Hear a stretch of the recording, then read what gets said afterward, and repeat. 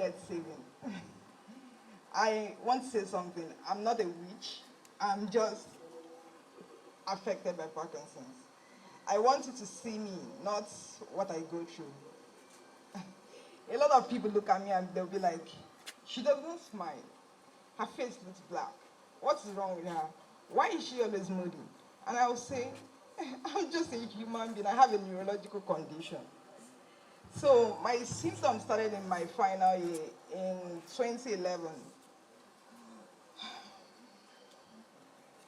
My left arm started to shake. My left arm started to shake, and little by little, so many other symptoms crept in. It started with tremor on my left arm, and it went to my right arm, and there was rigidity, and then the fear of falling came, and as the years went by, all those symptoms started revealing themselves, and it took 8 years to get diagnosed. 8 straight years. And during those 8 years, I went through hell. From people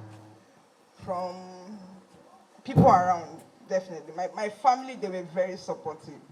But my mom wanted to know what was happening to me, so she took me to anywhere they suggested to her. Anybody that said, oh, this guy can cure you. Yes, the guy can cure, let's just go there. It got to a point I drank some medicine that was smelling out of the pores of my skin. So they had to cook one herbal medicine for me. So I drank this medicine. My sister here, I was teaching at their school at the time. So the teachers will always gossip at my back. She's always smelling. That was what I went through. And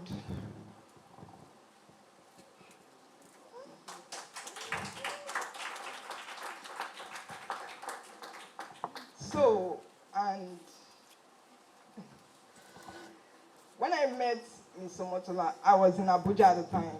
I left Ebonyi State because I was in Ebonyi State. I met my husband there. He saw me with Parkinson's and he accepted me for that.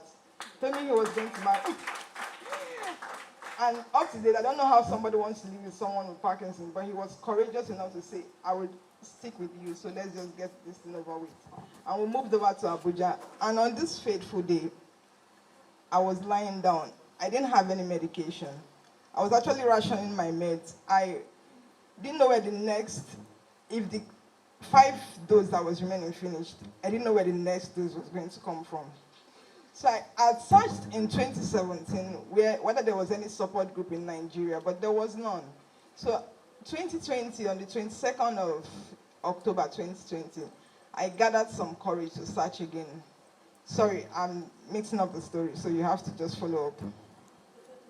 So I Googled Parkinson's disease in Nigeria, and her name came up. I was like, oh, somebody that looks like me has Parkinson's.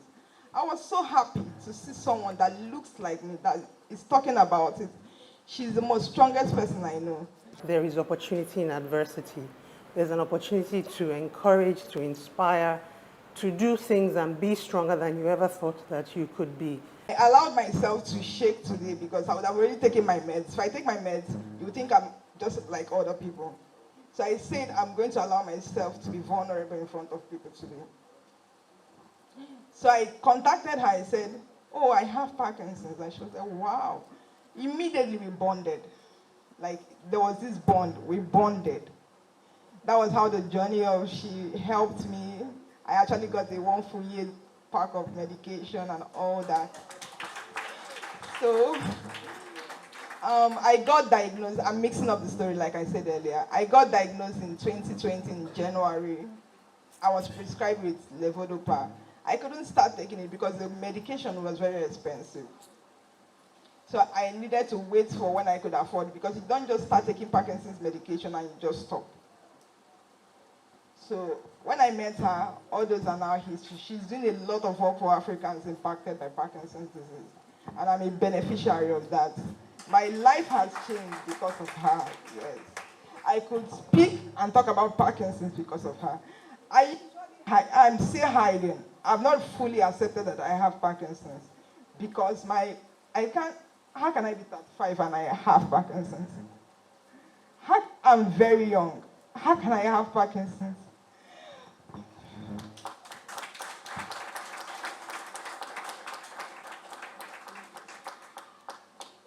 part of the symptoms. So crying is also, yes, tears is also part of the symptoms. I had to accept that. So I want you to sing. That's what I want. I don't want you to be afraid. You can go through life, no matter what life throws at you. You can. If I could be standing now, you can't stand. So please see us, not the disease.